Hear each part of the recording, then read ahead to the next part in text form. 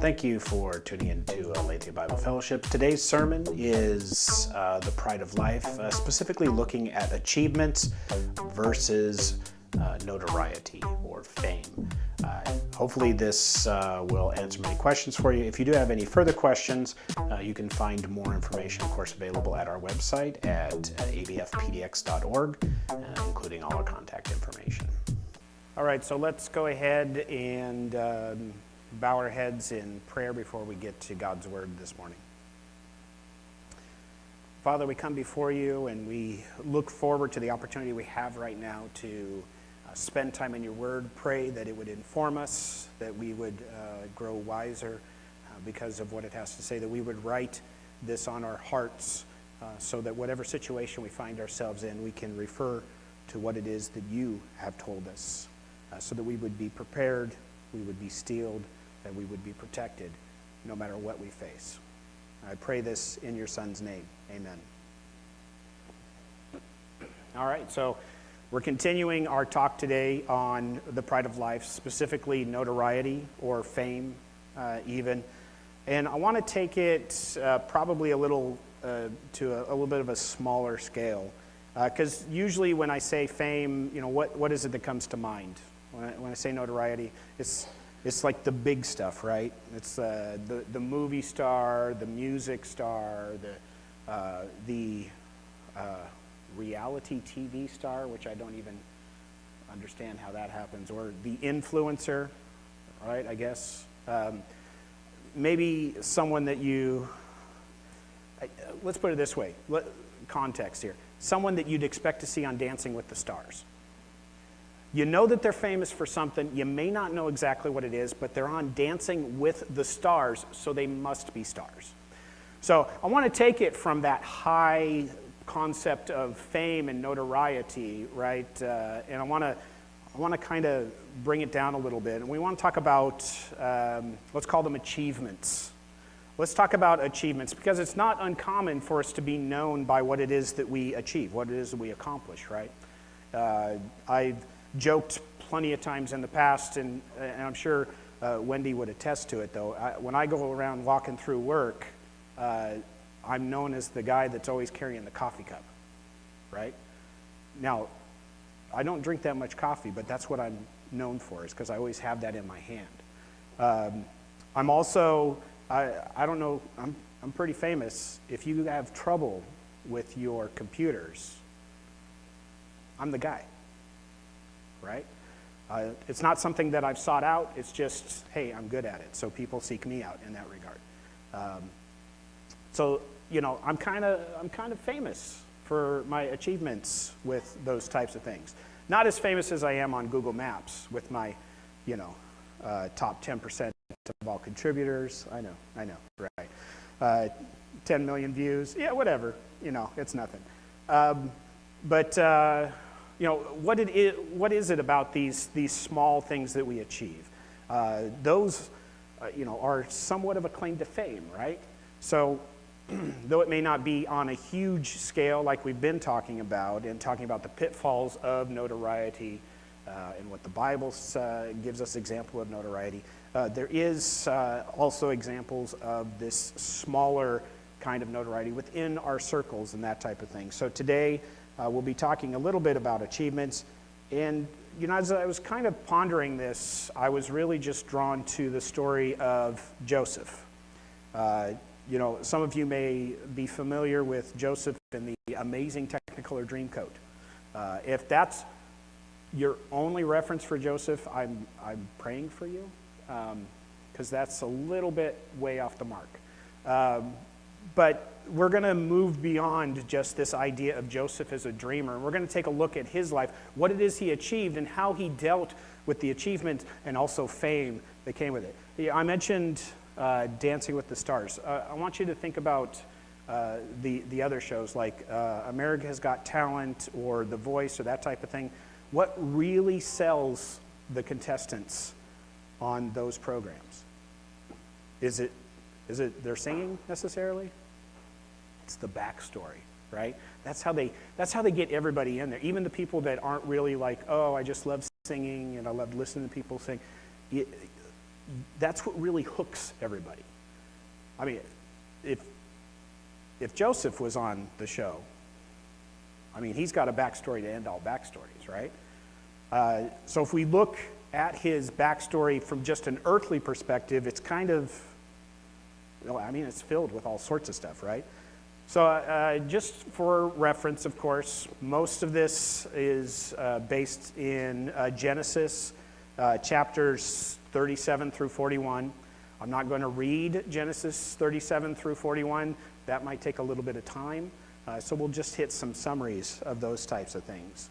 So if we look at his life from an earthly perspective, you've got Joseph as the youngest of 12 sons, and he was the son of a shepherd, right? So he's a shepherd boy. He's betrayed by his brothers and sold into slavery. He shows early signs of potential and is put in charge of his master's home, Potiphar's household, right? And not only that, Potiphar is so impressed, he makes him like personal assistant, right? So if you think about it, he's basically in charge of everything in this man's house. Then he's falsely accused and imprisoned. While he's there, he impresses the warden so much that the warden puts him in charge of all the other prisoners and doesn't even have to, worry about him. Because he's in prison, because, some weird twist of fate, he happens to meet the Pharaoh's cupbearer and the Pharaoh's baker. And while they're there, they have these dreams, and he interprets them for him. He interprets them not, of his own power. He says, well, God interprets this, but he eventually then, because of that chance meeting, gets in front of the Pharaoh, the king of Egypt, right?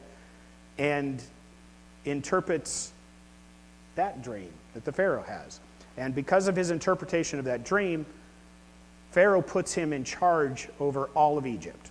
I mean, second only to the Pharaoh's power himself.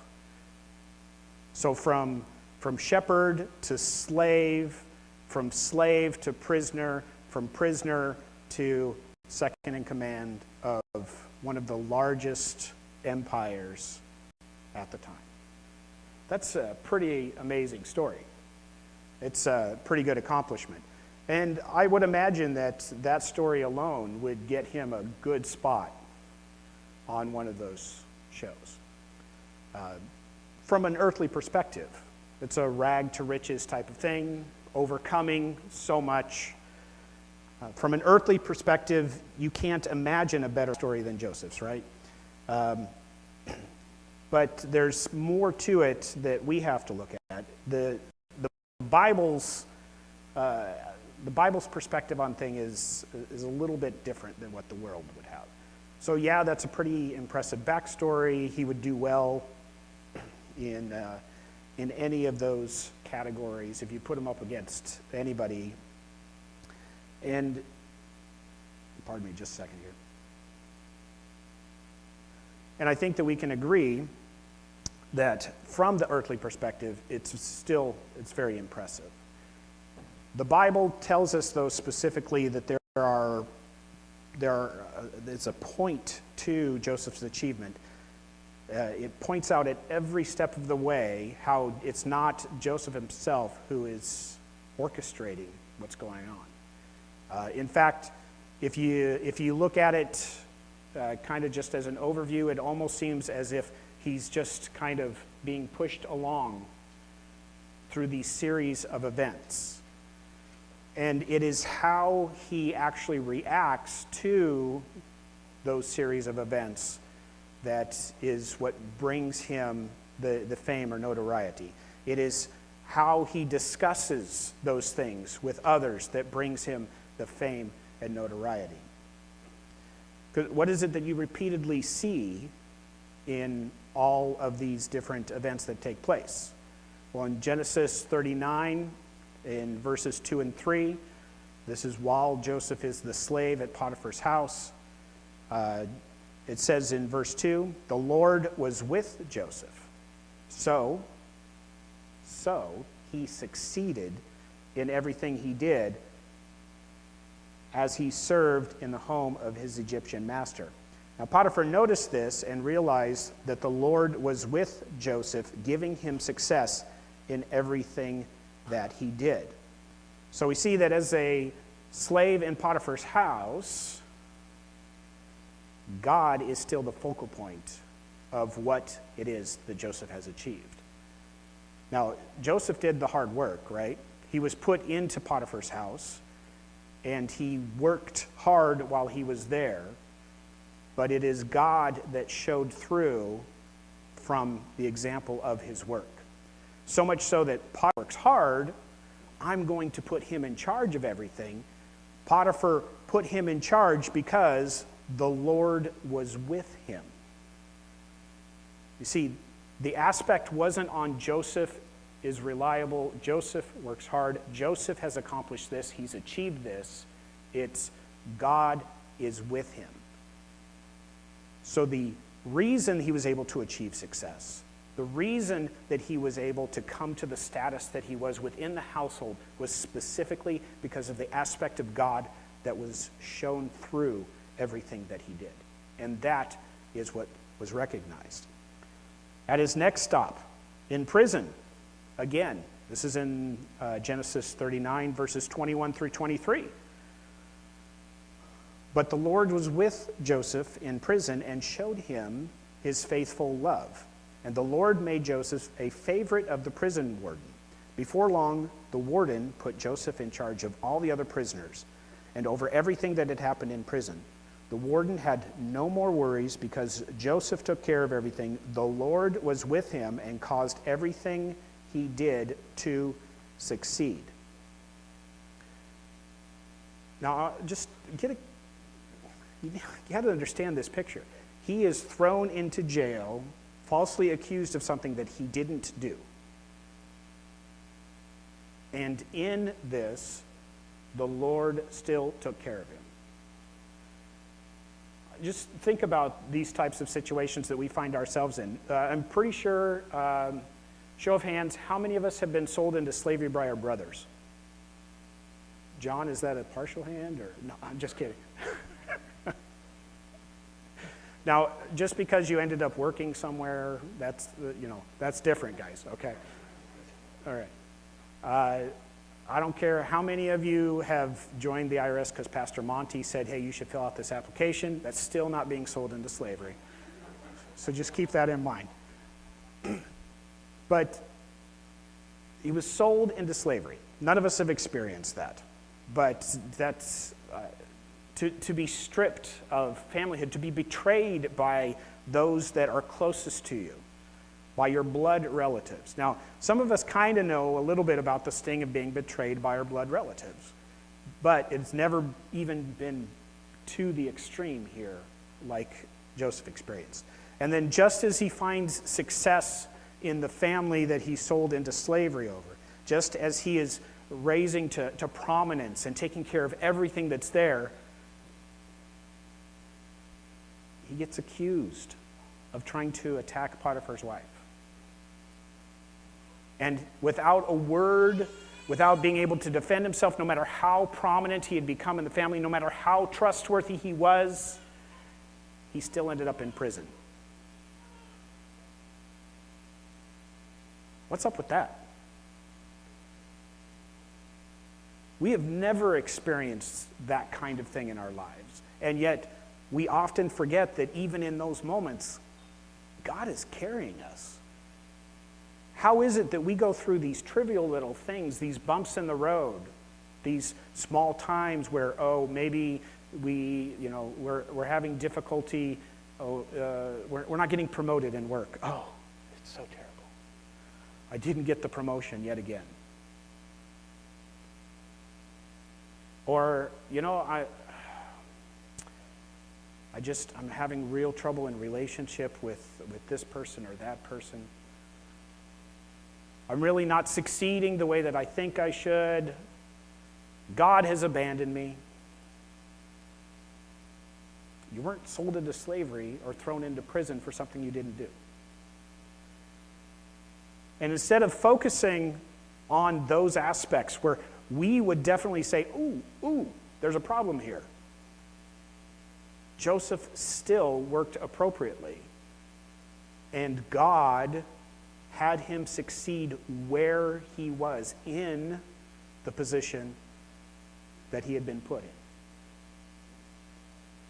That's an interesting mindset to have. And so I say interesting only because we don't see that kind of thought process today, right? Christianity is filled with people that don't want to see any type of trouble. They come to Christ because, oh, it's going to be a better life. As soon as I say, yeah, I believe that Jesus died for my sins, oh, there you go, I'm successful now. All my troubles are gone. I'm not going to struggle with anything, right? I'm going to give appropriately, I'm going to work hard, and all of these successes will come to me because I've done those things. And then when we encounter those bumps or those divots in our lives, when we encounter those struggles, we don't say, oh, well, God's got my back. We say, oh, God has abandoned me. Or worse yet, we go to our friends and we go to our Christian brothers and sisters and they say, your problem is your faith isn't strong enough. You haven't prayed appropriately. You haven't done enough good works. It's an interesting part of one of the Bible studies that I'm on. I think like Tiffany's on this one as well. We just got through going through Job. We have never experienced what Job has experienced, right? But what did all of his friends say over and over and over again? Well, you did something wrong. Just confess, Job, you obviously did something. How easy is it for us to just kind of fall into that, as if somehow, just because we're in a proper relationship with God, everything in life is going to go our way. Do you not hear the pride in that statement? Everything in life to go my way? Do we forget who God is in the relationship? Who God is completely? Or do we just look for our own accomplishments and our own successes, our own achievements, and we say, this is how it's supposed to be because everything is nice for me. I have everything I need. We need to get off of that pride horse. Now, when Joseph continues this streak of attributing things to God, when he interpreted the dreams for the cupbearer and the baker, he attributed it to God. You can see that in Genesis 40, verses 8. You can also see when he interpreted the Pharaoh's dream in chapter 41 of Genesis. He attributes that again to God. He says, I cannot interpret your dream, only God can interpret your dream. So when the Pharaoh gives him all the authority over Egypt, the Pharaoh did so not because Joseph could interpret dreams, but what does it say? In chapter 41, verse 38 through 39. So Pharaoh asked his officials, can we find anyone else like this man who so obviously is filled with the Spirit of God? Then Pharaoh said to Joseph, since God has revealed the meaning of the dreams to you clearly, no one else is as intelligent or wise as you are. What does this say about Joseph's achievement? What does this say about our own achievement? What is it that we've accomplished in life, and how is it that we attribute that to ourselves? Do we say to ourselves, self, you're doing great. Look at what you have achieved. And do we focus on those accomplishments? How is it that we tell others about what it is we've achieved, right? We venerate people based on their status. We raise them up because of what they've been perceived to have achieved, right? In high school, I had a friend who worked really hard, really, really hard. And he had, 4.0. That was the highest you could get then, and they didn't go above 4 point in my day. And he was valedictorian. His achievement was he was valedictorian. And that summer after he graduated, he threw a football at my head because he realized that I got the exact same degree and I didn't get the accolades of being valedictorian. He was angry because he realized that that achievement did not mean as much as he was told it would mean. Now, that's not to lift myself up in any way. I totally bombed through high school. I should have done way better than I did. In fact, because of the way that I went through high school, I still deal with just difficult stuff today. And if you have any questions about that, I'd be more than happy to go into more detail in a private conversation.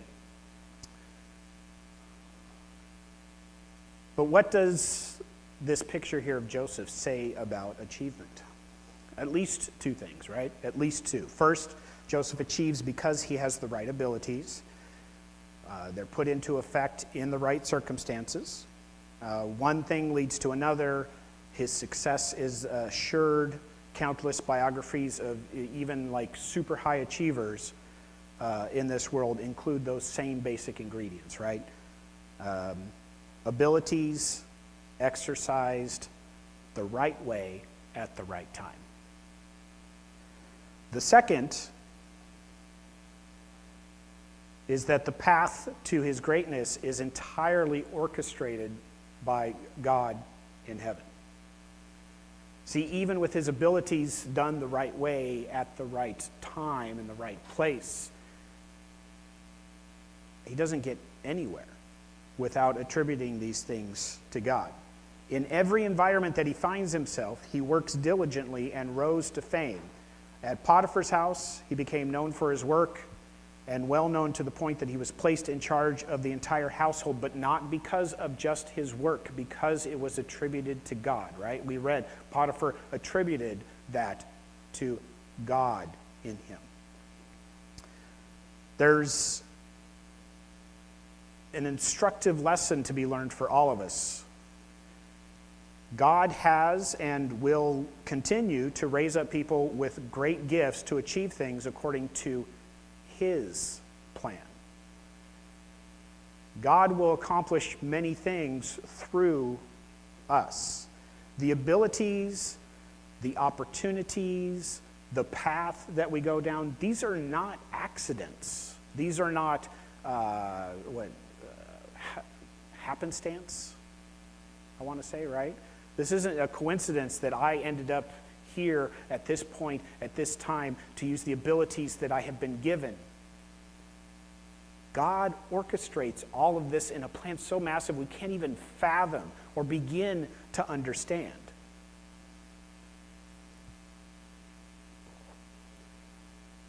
The other lesson that we maybe learn is from Joseph himself, in that he saw himself not as an awesomely powerful figure with great abilities. He regularly and explicitly acknowledged that all of his gifts, all of his abilities came from God. There is no place in Scripture where you see Joseph talking about how great he is because of everything that he achieved. Even when his brothers come back to him, he doesn't lord over them the fact that he is the second highest authority in all of Egypt, according to everything, right? Instead, he looks upon them with an air of reconciliation. Let me test them to see if their hearts have changed, to see if they have learned anything.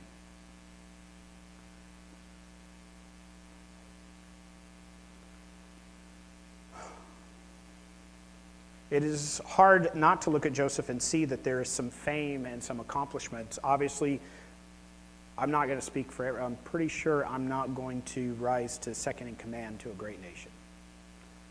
In fact, I got to tell you, I've had this discussion with my wife. I was dead set at 35. I was going to go into politics. I was going to be because right then, right, I meet all the qualifications for president, right? I was born here.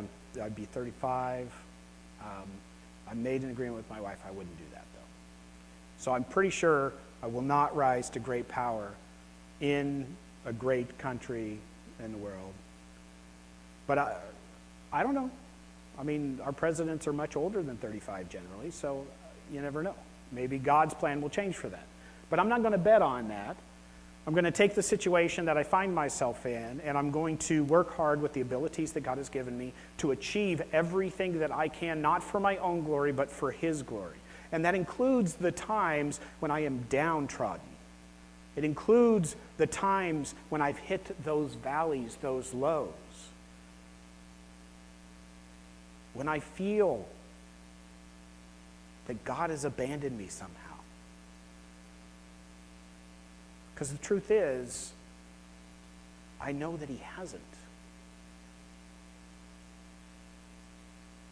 So don't fool yourself into thinking in those valleys and those lows that, well, you know, what's the point in even trying?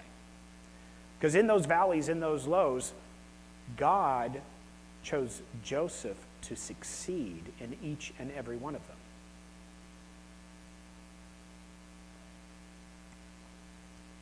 The last lesson that Joseph teaches us is that fame does not last forever. Joseph, in fact, even foresaw that his fame would not last forever. Genesis closes with him requesting, pleading earnestly for all of his brothers and sisters and their families to follow God, knowing that God would lead them out of the land back to where they were supposed to be. And sure enough, just as Joseph predicted, Exodus 1 starts out, verse 8, it says, eventually a new king came to power in Egypt who knew nothing about Joseph or what he had done. This is a man who at one time had saved the world from famine. It's a pretty big accomplishment, right? And yet time passed, and no one knew what he had accomplished. Fame does not last forever. Achievements do not last forever. And sometimes we will look at our achievements and we will find them wanting only if we have the mindset that our achievements are our own. In and of ourselves, our achievements will be lacking. I mean, I don't always drink coffee, so I'm not always going to be known as the guy carrying the coffee cup. Joseph's story shows great success throughout his life, specifically attributed to his relationship with God. Not based off of his own work or understanding. And as we discussed last week, if it was based off of those that seek out recognition of their fellow man are going to receive all the reward that they'd ever received, right? We read in Matthew chapter 6, verses 1 and 2. It says, watch out. Don't do your good deeds publicly to be admired by others, for you will lose the reward from your Father in heaven. When you give to someone in need, don't do so as the hypocrites do, blowing trumpets in the synagogues and streets, calling attention to their acts of charity. I tell you the truth, they have received all the reward they are going to receive.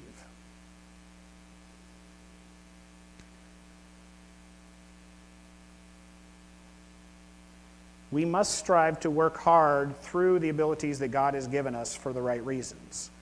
We should not be afraid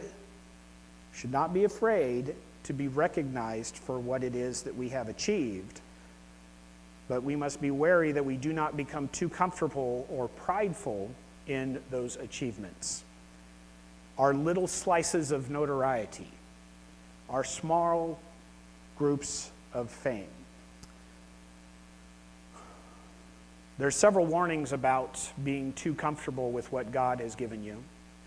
What comes to mind for me, just because I've been reading through the Old Testament, is in Hosea. In Hosea chapter 13, it says, "But when you had eaten and were satisfied, you became proud and forgot me." See, this comes to, I've been fascinated for several months with specifically the 23rd Psalm, and specifically just this concept that God sat down or sits us down at a table in the presence of our enemy. And of course, it says in the 23rd Psalm that our cup overflows. Just thinking about this, right? Because we don't often think about, oh, hey, I'm in danger. I'm going to sit down and have a 3-course meal, right? But just that concept that God would sit down and even in the presence of our enemies, make sure that we are fully satiated, that we have not enough, but more than we would need. The danger comes when we forget that it's God that provides that, and we fall into this trap that you see in Hosea. Once we've eaten and are satisfied, we become proud, and we begin to forget who God is.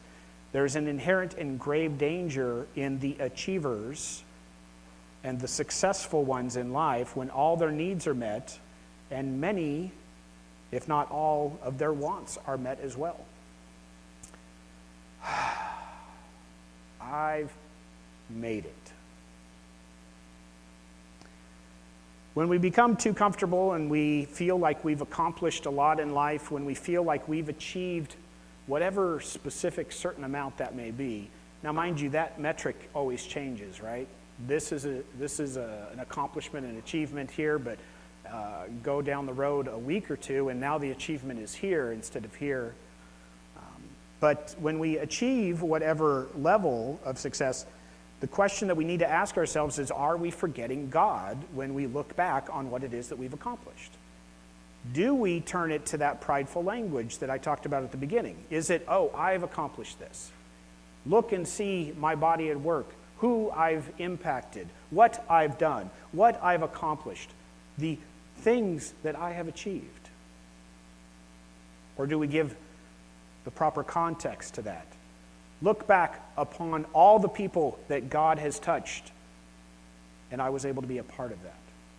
Look back on everything that I have achieved, that God has worked, and I was able to be a part of that. The emphasis must be on what God has achieved through us, not what we ourselves have done. You don't see Joseph talking about his accomplishment without that qualifier about how God orchestrated it all. Every single step of the way, the scripture says God did this through him. They saw God in this. You don't see Joseph, who was unjustly jailed, who was sold into slavery. You don't see him calling out the cupbearer when he finally gets in front of Pharaoh, 2 years after he interpreted the cupbearer's dream. What took you so long, buddy? I asked you not to forget me.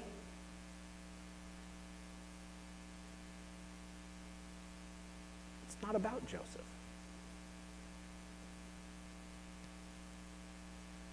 He didn't punish anyone even when he had the power to do so. See, the world counterfeits this with its own mantra designed to unlock your hidden power. We can be powerful and successful. We can, all right, here we go. To have success in life, you see what it is you want, you believe that you can have it, and you achieve our goal. Let me break it down. My archery instructor, I know it seems weird, my archery instructor, he would always have us pull back and he'd say, see, believe, achieve. He was big into yoga and those types of spiritual aspects of his life, not attributed to God. And as we sat there with our arrows, as we were ready to let go, see, believe, achieve. I don't think I ever hit the bullseye. I didn't believe good enough. Well, as Christians, instead of see, believe, achieve, we don't need to see ourselves doing it, believe we can do it, and then achieve it. We would be better off if we prayed. If we prayed and believed, God will achieve. We don't need to rely on ourselves. So today we're going to think about, in our cell groups, we're going to have discussion about how it is that we achieve that small amount of fame in our circles. What is it that you are known for? What is it that you've accomplished in your life? And how is it that you've applied what it is that God has given you, those abilities and your fame? So I do have some questions for you. Before we go to cell groups, though, I'm going to read you the questions. But before you go to the cell groups, we have pumpkin grams. So be prepared for that. That's coming up right after I read the questions here. So the questions for you to ponder. And I've kind of been leading up to this for the last 2 weeks as well in the questions, but I want you to think about what fame it is that you have attained from your accomplishments. What fame have you attained from your accomplishments? Think back, examine your life. What is it that you have actually accomplished in your life? And how have you been, for lack of a better term, called out for those things that you've accomplished? How have they been recognized? The second question that I have for you today is, how do you respond when called out for your accomplishments? We all get recognized for things that we've done. How is it that you respond to it when you get that recognition? So how do you respond when called out for those accomplishments? And thirdly, I want you to think about how exactly it is that you measure success. How do you measure success? These are the questions that we'll ask ourselves. We are going to take just a quick moment for the pumpkin grams, and then we'll go to cell group.